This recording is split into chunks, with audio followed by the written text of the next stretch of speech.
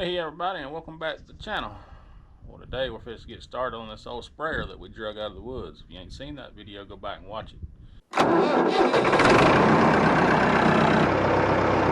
The first couple of things that we're going to do is basically strip it down to where we're getting rid of these drums, this old valve, this old pump, clean everything up, some of that fittings down here, and start retrofitting new drums, a different pump.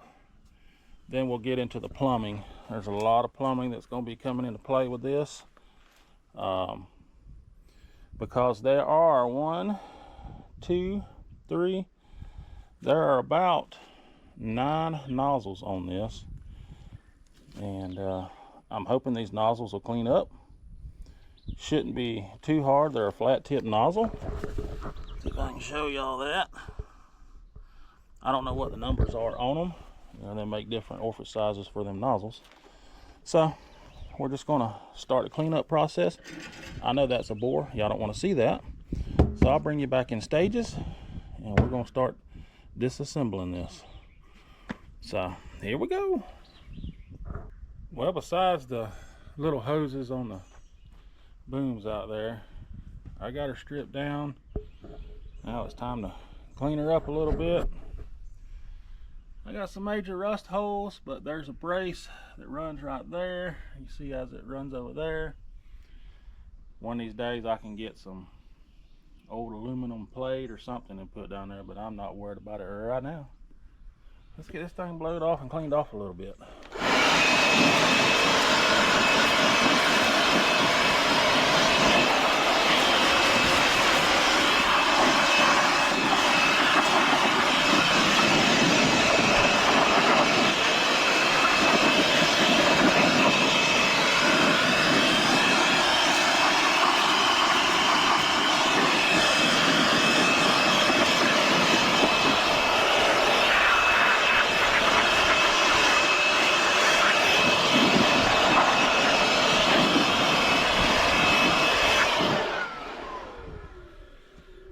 Now you see what we got to work with. Oh, what fun. Now let's start reassembly. I'm going to put the drum in, try to figure out where I'm going to mount the pump, and then from that point it'll be plumbing and electrical. Okay, so we got the new drum on. It is actually bigger in diameter than them old black ones. I had to go get a longer bolt to make it fit, and I went ahead and drilled the cap out where I could put a piece of pipe in, and I took the piece of pipe. Of course, you always want to cut your ends where it can pull. You don't want it flat where it's just sitting there sucking from the bottom and it won't never pull nothing up. So cut your ends, taper them. We're gonna cut it off, I don't know, probably about here. Put an elbow on it, a hose, go into a pump, and I'm gonna show you this pump, and y'all can probably laugh with me. Now, I'm used to SureFlow pumps. They're an electric pump, 12 volts, diaphragm, Viton seals or regular seals, Santoprene seals. That's generally 4 to 5 gallons a minute, and you know, 50 to 60 psi. Well, I got online looking at some stuff, and I found this one, and it's cute, let's just put it that way. It does like 1.5 gallons a minute at 85 psi. Now, I know I'm not really worried about a lot of volume. I'm worried about every nozzle being full and being able to spray. That's what I'm more concerned about. Now, this is like something you'd buy off of Temu. That thing's little. But I did get it with 3/8 ports because I'm running 3/8 line all the way around. And yeah, it probably won't last long if it even does what I need it to do. But we're going to at least plumb it in, see what it does after I get all the nozzles and stuff fixed up. If it don't do it, then I'll just have to break down and get another pump. But yeah, I was expecting a SureFlow pump that's about another 6 inches longer than this, and that ain't what I got. It does have a built-in pressure switch, but I'm not even going to run the pressure switch. I will cut that wire here and tie into it because it's running directly in the motor, and I'm going to tie this to a toggle switch. So I'm physically turning the spray on, spray off with a toggle switch. I will in turn, from the toggle switch, run my leads all the way up to the battery. This tractor that I'm going to use, both of our tractors, or all three of our tractors, charge, so it'll be a fully maintained charged battery. And with all the restrictions and stuff, this thing may put out a half a gallon to a gallon a minute. So I can get probably roughly, I don't know, almost an hour off this 55-gallon drum of spray. That's if this pump works. I've got my doubts though. So anyway, I'm going to continue on like I showed you. I don't know where to mount this either. I thought about mounting it here. Thought about mounting it up here. And I'm not even concerned about putting holes in the top of the drum. I may just mount it straight to the drum where it's out of the way. It's a perfect flat spot. I can always build a cover for it to keep it out of the weather. I don't know. I'm just spitballing. Yes, it does have that spot for the second drum. I will plumb that in later, but for right now, I'm just trying to get one of them to work so we can do some liquid fertilizer, hopefully in the near future. So, oh, what fun. I'm gonna get a few more steps in and I'll bring you back in. And I believe summertime's getting here. It's hot. Of course, I'm out here in jeans too, and in the shade, and I'm still sweating down. It's gonna be fun belling this year. Yeah. You know, our bodies will get acclimated to the weather here in a little bit, but you know, getting through your spring times, fall times, takes a little bit to get adjusted. But all in the name of fun. Well, as you can tell by the shadows, several hours has gone by. I've had to run errands and everything else. Got back on it for the past 30 minutes, 45 minutes, and I'll show you how far I've gotten. So, here we go. Of course, you know, we got the drum on. I got it hooked up to the pump. I don't have it coming out of the pump yet. I've got a lot of this 3/8 black hose. I probably had 200 something feet of this mess. I've used it for water hoses, dragging out the water animals and stuff like that. So I just cut a section of it, and right here we was missing a nozzle tip. So on this boom and on the other boom to match it, I'm just bypassing that nozzle tip. I've got the actual tips off right now. I got them in a bucket over there. And if you notice, I do have hose clamps, but I don't have enough for all the same size. I had a bunch of these plastic little clips. They kind of grip together and lock in. I had several of them, so I just been using them. Get them on there, get them tight as finger tight with the fingers, and then take a pair of pliers and squeeze them the rest of the way. But they're on there. So we got it.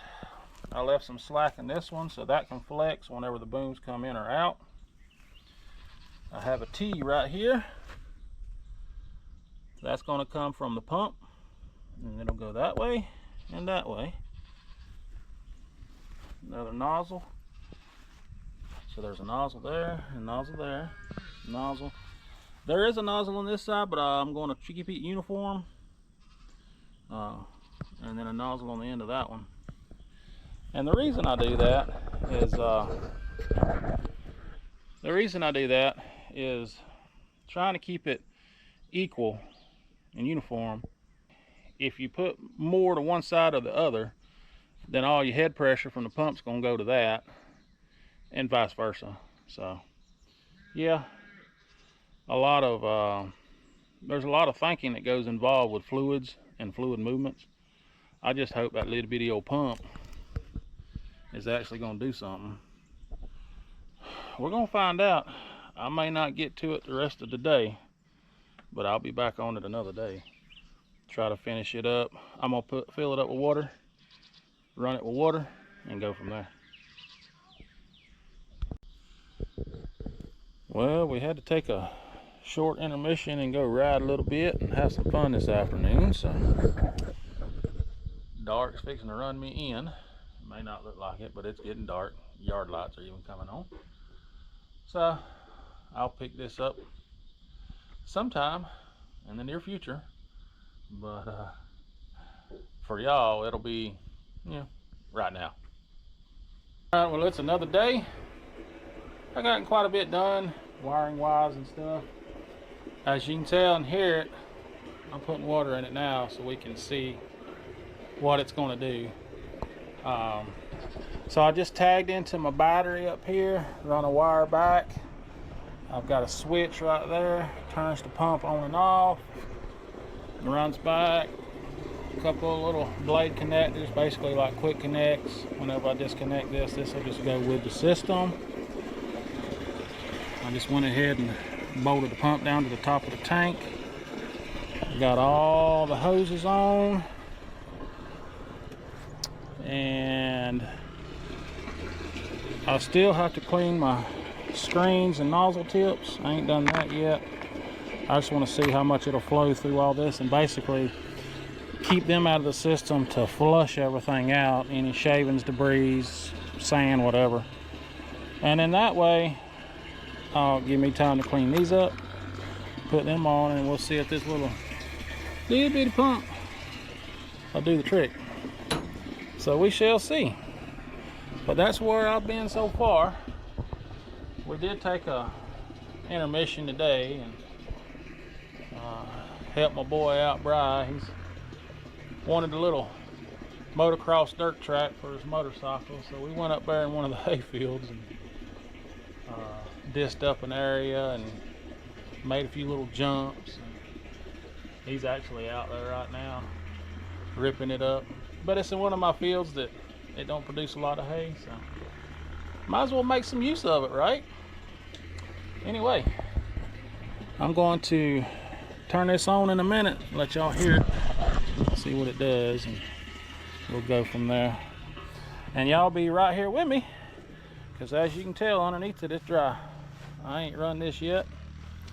So let's go up here, turn the switch on.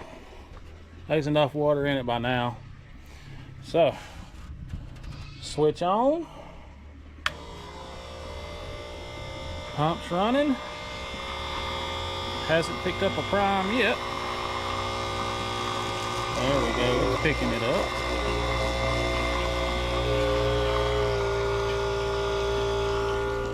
Starting to come out. Not coming out of these end ones yet. I don't know if that pump's gonna do it or not.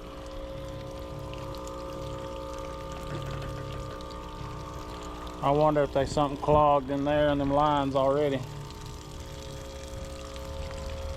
Cause them are running. And it's pumping them, no problem. But it ain't reaching these.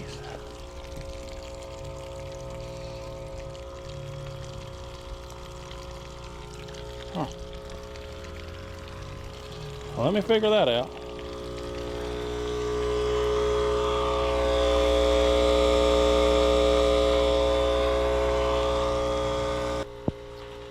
Well, they got me on a little Timu pump. It does it, don't get me wrong, but it's not putting enough pressure to make the fan of the spray wider. Maybe a foot and across. It should be wider than that on a wide fan. Now I could get different nozzle tips, or I could just get a different pump, but I'm hoping y'all can see that. It's doing it. You got it coming to that point all the way, so it's probably about 18 inches maybe. And if I kept it kind of low, I mean, it might would work. Like I say, it is doing it. it's just not very wide of a pattern. And I was hoping that little pump would be better than that. They said it's supposed to put out like 85 psi. Yeah, I ain't believing that crap.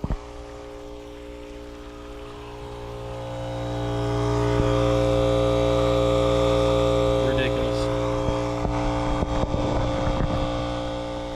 So I'm gonna turn it off.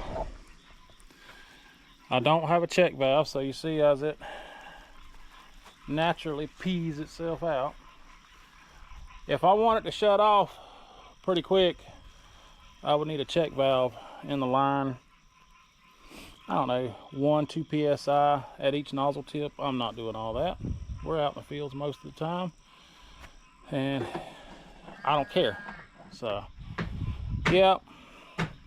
I'm gonna have to put that other drum on for ballast weight, because you see how it's tilting it. I will have to put that second drum on and just put water in it, like I say, just for ballast weight. Keep everything level, probably. I don't know, I may ride it like that. It ain't gonna get used that much, but it will get used some. So yeah, that's a bummer. Work on all this mess, and that's what happens. I got that pump off of eBay. I call it Temu, but it's daggum small. It looks like something you'd buy off of Temu. So don't buy them type of pumps if you're wanting to do what I'm doing here now. Just small pumping, a little irrigation drip or something for garden. Oh, that'd be perfect. Run it off of solar and have a battery charger off solar charger, and that'd be great. But for what I'm needing, that ain't working. So once again, dark's about to run me in, so I'm going to pick up all my tools and have to get online tonight, see if I can find a better pump. Something way better than that. Try to do 3/8 fittings, that way I ain't got to do any reducers or anything from a bigger pump. But I may have to get one that's got 1/2-inch ports and reduce it down to 3/8 line. I don't know. But, oh well.